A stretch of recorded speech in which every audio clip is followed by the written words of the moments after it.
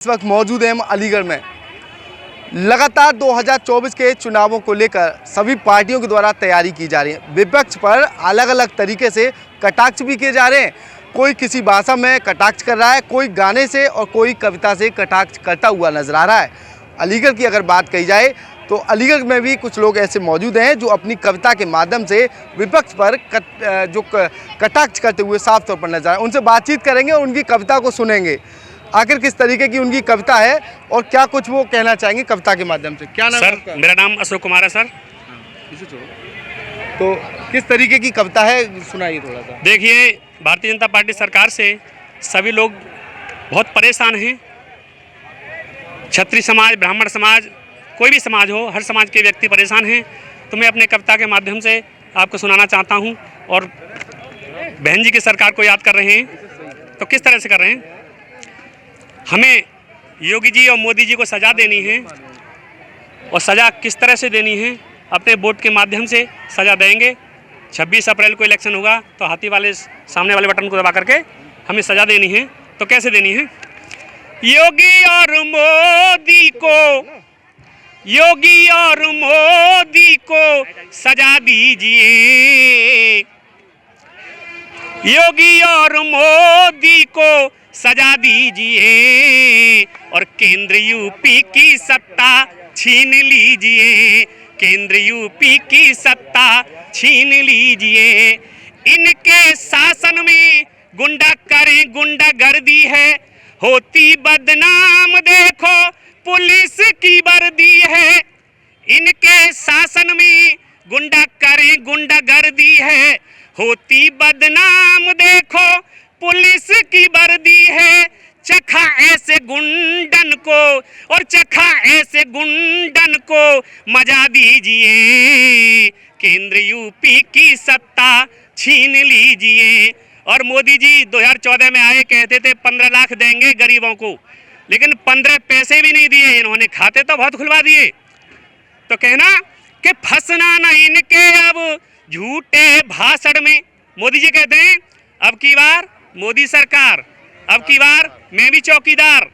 तो भैया चौकीदार कैसे चौकीदार हैं? हिंदुस्तान को पैसा विदेशों में जा रहा है। तो कहना कि फंसना ना इनके अब झूठे भाषण में, और जनता दुखी है इनके शासन प्रशासन में।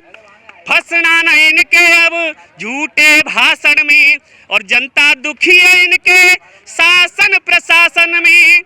ऐसे झूठे नेतन को मोदी जी को भगा दो गुजरात, क्या मोदी जी को गुजरात भगा दो के फंसना ना इनके अब झूठे भाषण में, और जनता दुखी है इनके शासन प्रशासन में।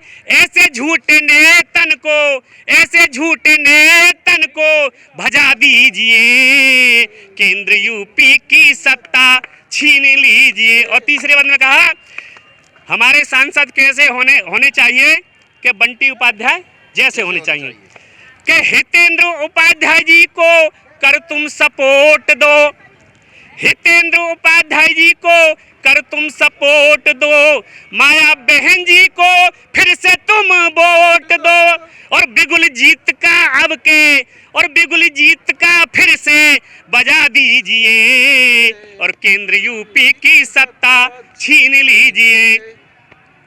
अखिलेश राहुल लालू हुए सब इकट्ठे हैं, अखिलेश राहुल लालू हुए सब इकट्ठे हैं, और एक थैली के तीनों ये चट्टे बट्टे हैं। लक्ष्मण बुला इनकी कजा दीजिए, अशोक शर्म से इनको लजा दीजिए, और केंद्र यूपी की सत्ता छीन लीजिए, और केंद्र यूपी की सत्ता छीन लीजिए। अब की बार बहन जी सरकार, अब की बार बंटी भैया उपाध्याय जिंदाबाद जिंदाबाद। ये बताइए जो आपके द्वारा जो कविता गाई गई है किसके द्वारा लिखी गई है और क्या इसका कविता का मकसद है? मेरे गुरुदेव ने लिखा है, लेकिन हमारे गुरुदेव लक्ष्मण उस्ताद चांदी वाले रसिया दंगल प्रोग्राम करते हैं। कहाँ के रहने वाले? ईशनपुर के हैं हमारे गुरुदेव। जिला अलीगढ़ ही है। मेरा गांव भदेसी, नाम अशोक कुमार। क्या वजह है इस कविता लिखने? कविता के माध्यम से मैं ये कहना चाहता हूँ कि इस समय पब्लिक बहुत परेशान है। 400 का सिलेंडर 2014 में किया होता था, आज 1100, 2014 में 400 का सिलेंडर हुआ करता था कांग्रेस राज में, अब 1121 रुपये का मिला था। अब इलेक्शन आया तब मोदी जी ने 300 रुपये घटा दिए, उसके 200 रुपये नहीं 800 रुपये का आ रहा है, पहले 1100, हाँ 850 कोई ऐसे भी। तो ये सिर्फ लालच दिया है, लालच दिया है इन्होंने, और ये कर क्या रहे हैं, कुछ नहीं कर रहे। तो कविता के माध्यम से आपके द्वारा ये सारी चीजें, और ये बहन जी की सरकार चला रही, लेकिन बहन जी ने लूटा नहीं था, पब्लिक को परेशान नहीं किया था। बहन जी पहली बार अम्बेडकर योजना के अंतर्गत गांव में सीसी रोड कराए, लेकिन इन्होंने उनकी नकल करके पंडित दीनदयाल उपाध्याय के तहत नाम चेंज किया और सीसी रोड कराए। बहन जी ने ताज एक्सप्रेस बनाया था, लेकिन ये भी बना रहे हैं। तो लेकिन कहना मेरा ये है, तो मेरा कहना ये है, ये बहन जी के शासनकाल की योजना चली थी, उन्हीं को चला रहे हैं, नकल कर रहे हैं, कुछ नहीं कर रहे हैं। लेकिन आज पब्लिक ज़्यादा परेशान है, बहन जी के शासनकाल में पब्लिक सुखी थी। कविता के माध्यम से साफ तौर पर कहा गया है बहन जी के शासनकाल में पब्लिक सुखी थी। और भी लोग मेरे साथ मौजूद हैं। क्या नाम है आपका? मोहम्मद बिलालपुर प्रत्याशी कोल 75 कोल विधानसभा। अभी आप कविता सुन रहे थे, तो क्या लग रहा है, आप भी बसपा से हैं, बसपा से भी चुनाव लड़ चुके हैं, तो किस तरीके का आज का जो माहौल है, क्या माहौल है? इनके द्वारा कविता कही गई, इनकी कविता से किस तरीके का आप संतुष्ट हैं?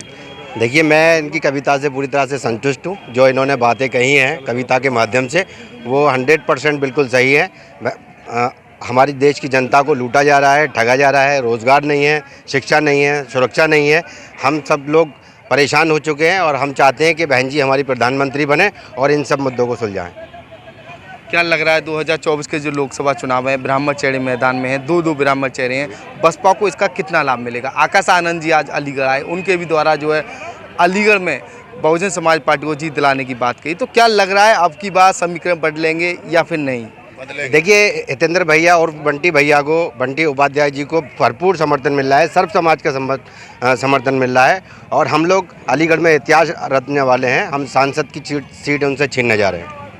क्या लग रहा है पिछले 10 साल में हुए हैं, उसमें भाजपा के द्वारा किस तरीके का विकास कार्य रहा है और सांसद के द्वारा कितने वो कार्य किए हैं जिनसे आप संतुष्ट हैं? देखिए, भाजपा के द्वारा सिर्फ जुमलेबाजी हुई है, कोई विकास नहीं हुआ है और ज़ीरो विकास हुआ है। कोई ना रोज़गार है, ना कोई शिक्षा है, ना कोई स्वास्थ्य, सब स्तर पे जो है ना भाजपा की सरकार फेल हुई है। क्या लग रहा है तो अब की बात जो क्या मुद्दे रहेंगे जो बसपा चुनाव मैदान में लेकर जाने वाली है?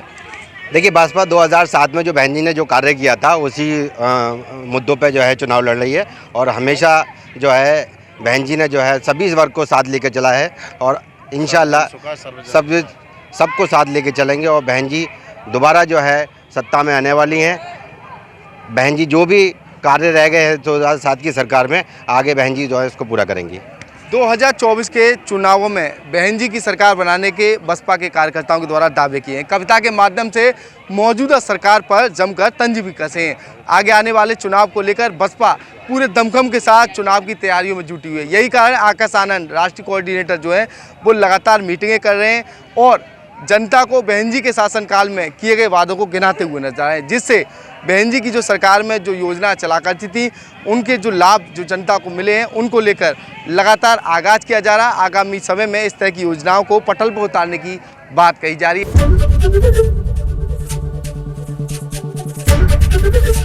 एबीपी गंगा, खबर आपकी, जुबान आपकी।